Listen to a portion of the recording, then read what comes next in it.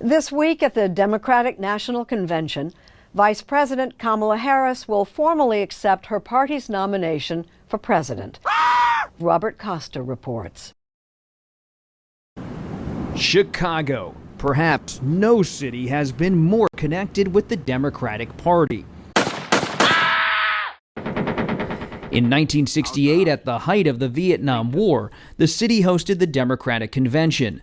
That year, like this year, the incumbent exited the race. I will not accept the nomination of my party for another term as your president. And that year, like this year, violence marred the campaign. On to Chicago and let's win there. At the turbulent convention that August, Bill Daley was at his father's side.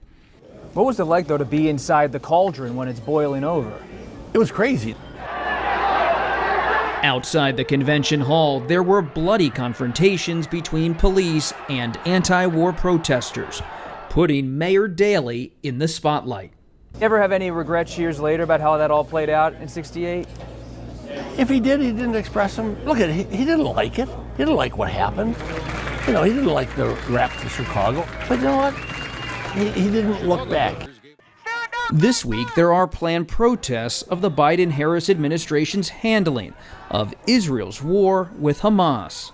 This city seems to have been bracing for protests. What do you expect on the streets? There'll be protests. There'll be a lot of protesters. I don't think they'll be out of hand. The convention's key speaker on Monday night is President Biden. How are Democrats going to handle that, showing some respect for him, but also recognizing it's still the Harris convention? I think there's going to be enormous emotional reaction to the presidency. You ain't black. A showdown with former President Donald Trump. All of a sudden, the cards have all been reshuffled. Change has come to America.